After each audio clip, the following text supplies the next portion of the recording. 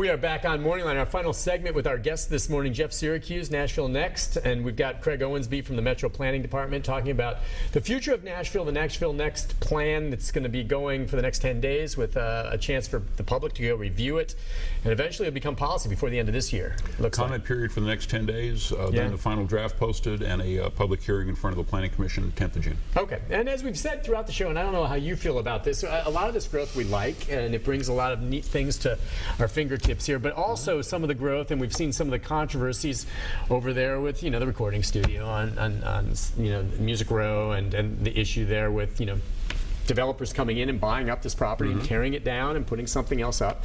And you worry about losing the character of the city. But on the other hand, I always hear people complain about it, but when you have an old building that's just sitting there and it's got a lot of history, there's got to be someone willing to pay and take care of it.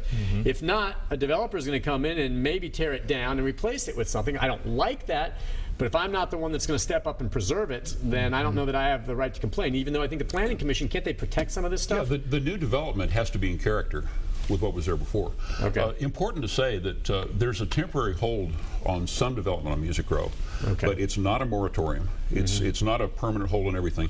If you have a building on Music Row and you can do what you want to do, make the changes you want to change under the current zoning, you can go ahead.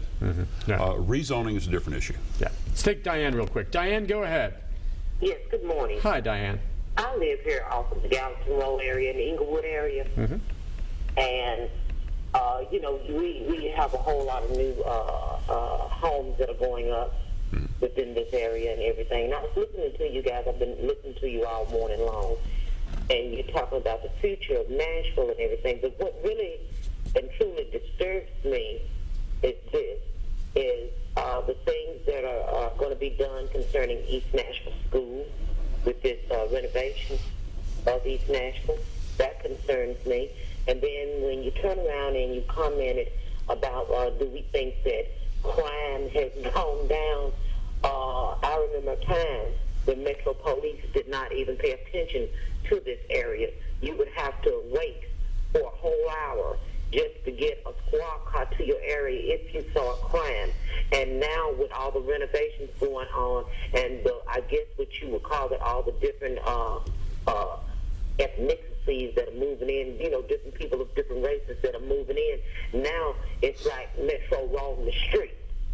But it used to be when tennis shoes were hanging up over the wires and the drug dealers were down here on the corner, no one said anything. And I think we all have the right to be protected without an area having to be totally renovated in order for you to make sure that the new people coming in.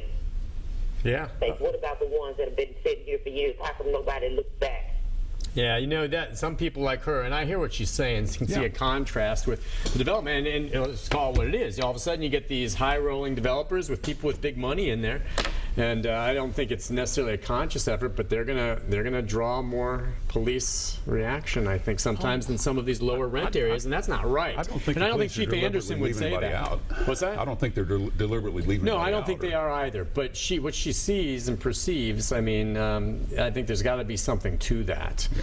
And she worries about that. I guess that's what we were saying about people being displaced and moving and making sure everyone's getting equal treatment here.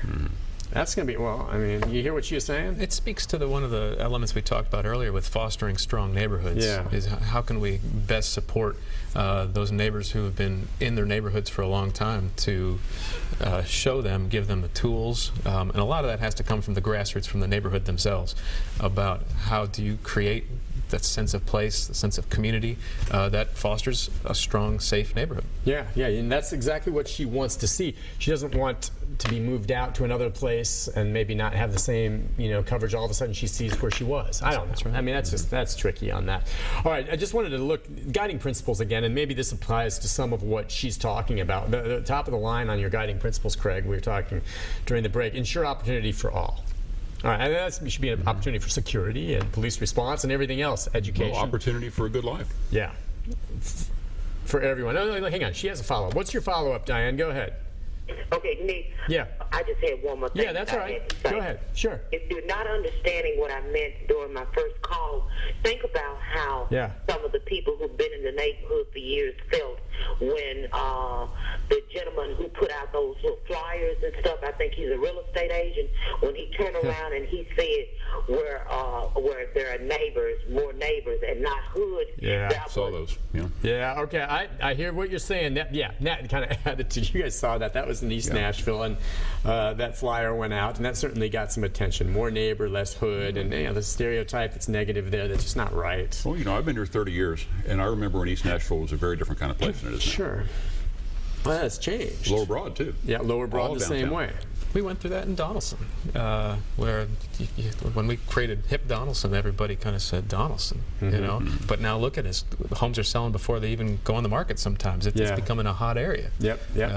So, yeah, it's Fox. And that was one of the areas people could go to, and further out now where you can find homes, in the realm maybe 150, 200,000 for a small home. But now you said the hottest commodity is what, Craig? And I know we're not real estate agents here, but what? The hottest thing in the Nashville real estate market right now is a small single-family house on a small lot. If you can find that. If you can find it before it's built sometimes. Before it's built, they can't build them fast enough, you were saying. And the cost then is going to be what?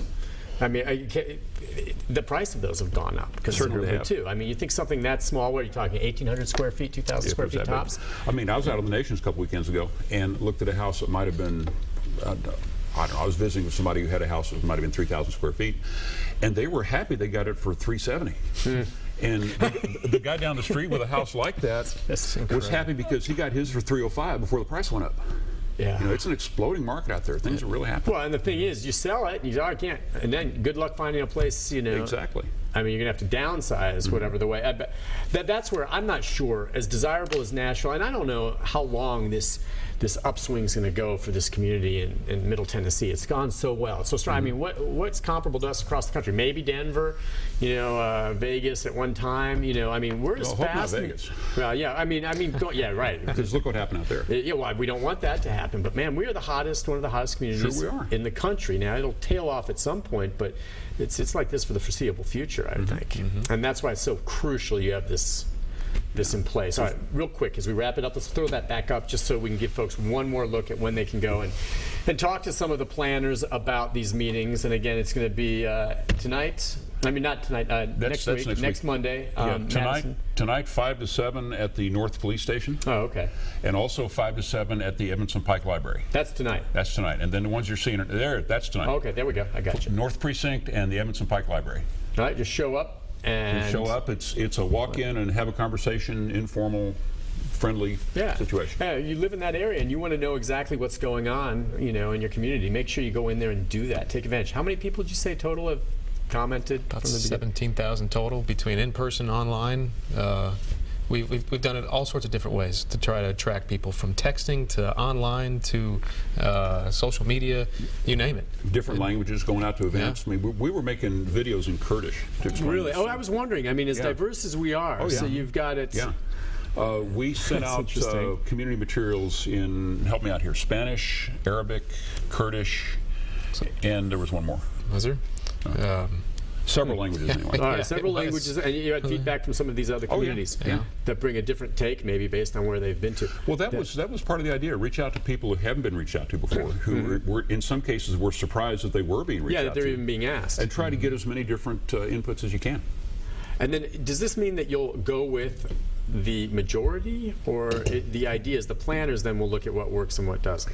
Well, the planners add their expertise to it. Yeah, so that's what I would expect. Yeah. But they look at it, but they may see or hear things that they hadn't thought of. Yeah, and it's more like, well, this community wants to do this, so maybe there's a way to do it. Craig, thank you, my friend. Always a pleasure, Nick. It's good to see you. And Jeff, thank you for coming on. Pleasure. I think it's great that you're involved the way you are in all this. I mean, you love the city. You want to be part of it. And like I said, if you live in one of these neighborhoods, you want to know what's happening there where you live, go to this, be part of it, and understand where the future is. Or go to that webpage, send us an email. We will respond. And the web address? NashvilleNext.net. Gotcha. Thank you both for coming on. Thank you. It's always a pleasure. We'll take a break. Be back with a programming note about tomorrow right after this. Stay with us.